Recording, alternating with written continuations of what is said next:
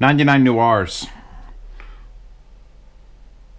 Basically, all these are the Meze 99 classics, which are the wood ones, made more evil and sold on Massdrop. Now here's the thing, I haven't listened to the Mezes in a long time. Did I sell them in the yard sale? I may have yard saled these. And listening to this set now, I wonder why. Because they honestly have a very similar signature to the Empyrean's signature. Alright, signature. Car drives forward, and the other car drives forward. They have a similar signature of driving forward. But that being said, smooth, relaxed, delicate, warm, bassy, sub-bass. And here's the thing, on Amazon, you'll find the wood-backed ones for $300, the plastic ones for $200, and these are wood-backed ones for $200. So if you find them on the drop, jump. They've blackened out all the trim. One of the things I had said about the original Meze 99s was that they looked gaudy as hell because it was like bright wood and then gold.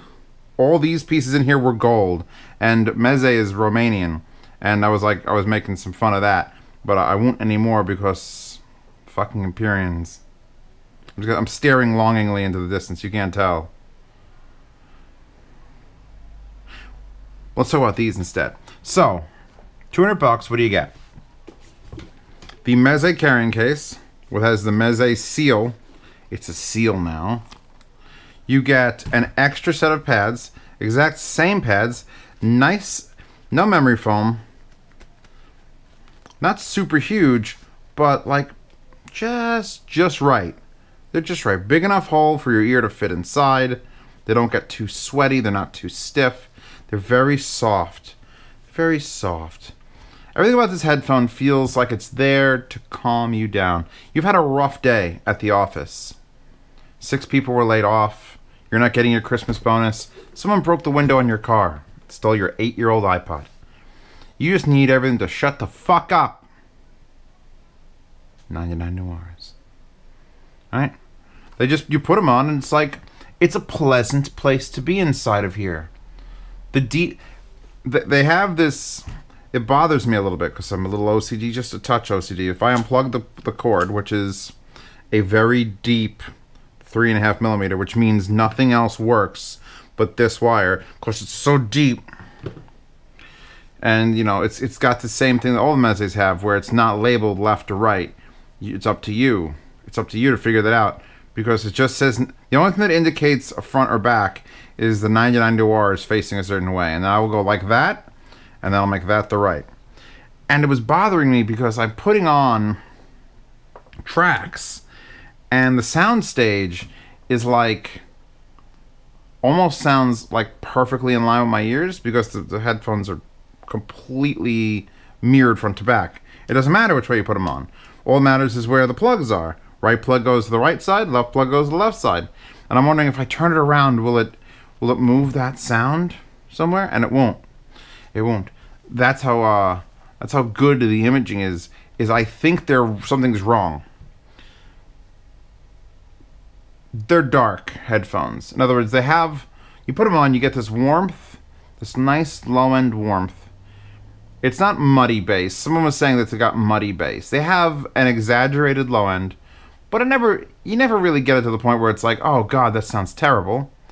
And then it just sort of cascades into treble and mid-range, and everything just sounds good. These are one of those headphones that makes bad music sound good. It's not always the case. You get more expensive headphones, the shittier your music, the recording quality itself, the shittier it sounds because detail, like real detail. Whereas these are just dark enough that it sort of just like washes over. Like, no, you don't need to know how bad this song is recorded. Here, listen to this fiddle play and just ignore that, which is a pretty remarkable thing. I was talking with the patronage chat because if you join my Patreon, for $5 you get into the yard sales and stuff, but if you join for 10, you get into the private chat, and I literally just talk back and forth while doing these reviews, while making everything up, while deciding things. And I'm like, all right, I've got this $200 pair. What am I comparing them against? Because, I mean, there's so many $200... Every closed-back portable is $200. B&O H6s, MSR7s, the Ricardos. And the closest I can figure out to signature with these is the fucking Argons. The goddamn Argons. Because the Argons are very wide, and they're very bassy, and they're very dark. And these are pretty damn wide, pretty damn bassy, and pretty damn dark. They're also comfortable. They have this... It's a nice design. I respect the design. It's on a rubber mount, so it sort of floats. You get just the springs around the outside. This hangs on like an elastic band inside. Oh wait, it actually says R. That says R, and that says Massdrop. Why? The drivers are flat.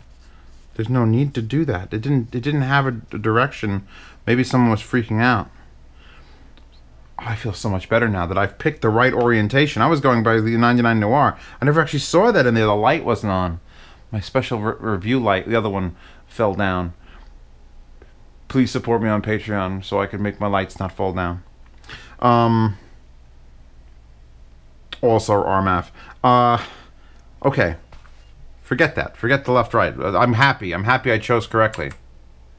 By the way, that was Yoko Kanno Oroya. That was from the Cowboy Bebop Limited Edition. Oroya. R-O-U-Y-A. Let's skip around some more. Yeah, everything sounds... I had it on the tube for a while. I had this NFJ FX audio tube, and I got my Dark Voice. And this, I haven't given this its full review yet. I'm going to. And that's a little more of an uppity tube. That thing changes the opposite way you think a tube should go. So the Dark Voice does what I want a tube to do, which is like usually a little more low end, a little bit softer, a little bit wider. Which when you have a low-endy, softy, widey headphone, basically nothing happens. I did not really find an urge to play these on the tube for more than a couple tracks. And that was a warmed up tube. That was like an hour on. I'm like, So, easy to drive. We're on low gain here. We're not even at 12 o'clock on the THX. I was powering it off of the Aoun because that baby needs to get some more play.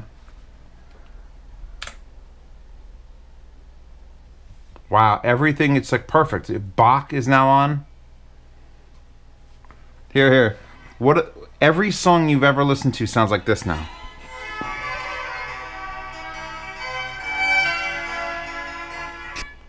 Do you want all your music to sound like Bach? Buy these headphones. Just straight up. They don't hurt. They please. It's like a lap cat. I love a good quality built lap cat because they are quality built. There's not much to go wrong. Unless this pops out, you fuck up real bad. I'm not going to yank this apart. And it comes with extra pads. And it comes with a nice little... Look at this nice carrying case. Oh, everything is lovely. This is a lovely review. Sit here, enjoy the lovely wallpaper. And the lovely headphones with Bach playing. And I'm sure that's going to get me copyright striked. And I'm going to be removed from YouTube. Ooh, Inglorious Bastards Tiger Tank. Which is from Kelly's Heroes, by the way. If you didn't know, going off topic, because Z reviews. Inglorious Bastards, Tarantino's movie. He basically had very few tracks that were original to that movie. He used older soundtracks. He just got the rights to use different tracks from different World War II or older movies. And the one Tiger Tank, I remember in the theater when I heard it play. I love Kelly's Heroes. Clint Eastwood, World War II. It's a bank heist movie. It's a World War II bank heist movie starring Clint Eastwood. Link in the description. Please tell me I can find the link in the description. Go watch Kelly's Heroes. And there's a scene with the Tiger Tank, and he used that in Inglourious Bastards, and I was like, oh, I think I made audible noises in the theater. So just so you know the kind of person I am. All right, there's that low end everyone's talking about, and it's big in here. Put these on, and it's big in here. That's an argon thing. That's another argon thing. It's not just bass. It sounds big. It doesn't sound like I'm in a headphone. I'm into this big space. Skip it up.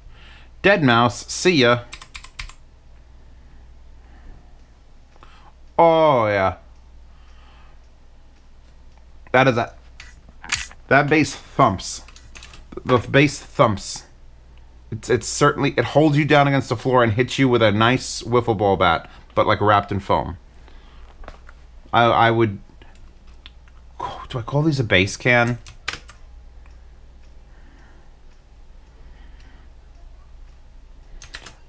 I've heard the new Focals, by the way, the really expensive closed-back Focals, and I wish they sounded like this, because they don't. Because I've heard them at a Can Jam. And this is the signature I hope for in expensive headphones. Most headphones, when you get up in price, they just all go for this grinding detail. And like just like the Meze Imperiums, where they didn't, they backed it away, they softened it up, they gave you thick pads, they gave you wide soundstage, it was pleasant to listen to. That's what these do, but in a closed back for $200. Golf claps. Skip through a couple more. Let me see. Jeff Buckley. AC/DC, You Shook Me All Night Long. What's the least likely song to play on these? What's Adamant? Goody Two Shoes. No Adamant. The Aladdin OST. I'm That Guy.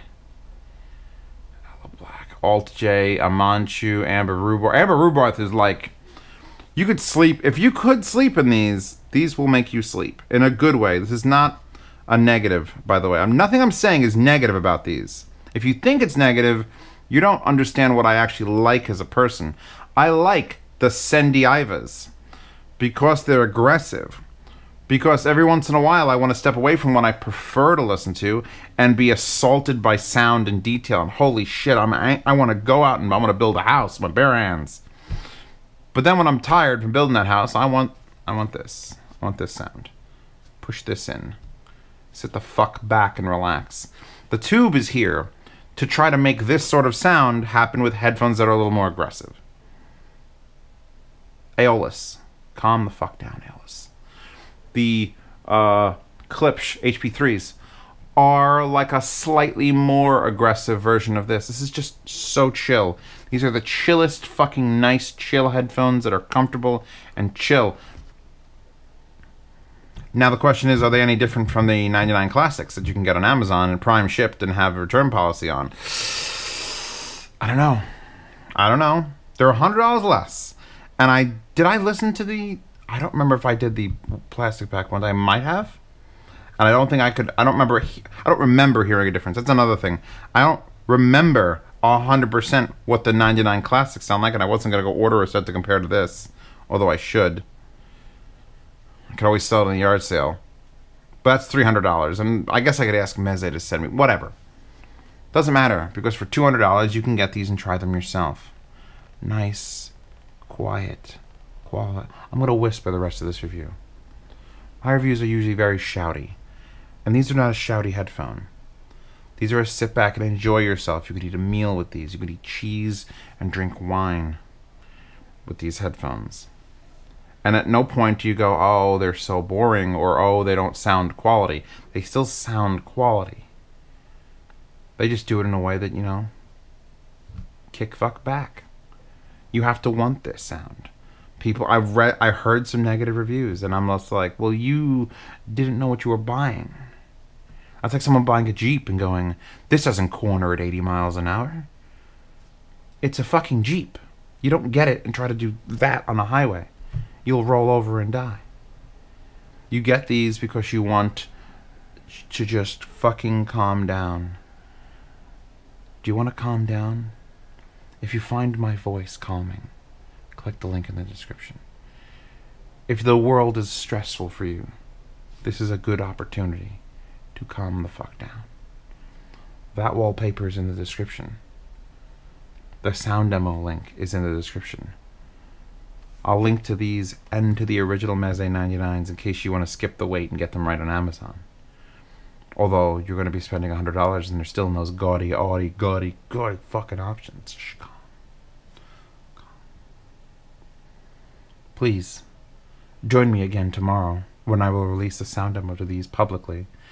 But if you'd like to skip that wait, it is available in the description. If you'd like to join my Patreon, the $5 tier gets you into the yard sale. I'm not sure if Massdrop wants these back. Maybe they'll want it back, and if they do, maybe I'll say give them to me, and then maybe I'll put them in the yard sale. So if you join the Patreon for $5 a month, you get to bid on random items. Well, not that. I own someone that. These are way too expensive. No. Yes. Yes. Some of these items are all going in the yard sale. And if you want to talk to me directly, like I mentioned earlier, the $10 tier puts you in a location where you can speak to me throughout the day, and I will give you constant, every minute updates on what's happening in my life and going on with equipment. And if you loaned me something, you could bitch at me, and I'm like, shut up. Listening to Meze. So thank you all. I will see you tomorrow. And then I'll see you the day after that, and the day after that. And don't forget to check out the GoFundMe for the RMAF room.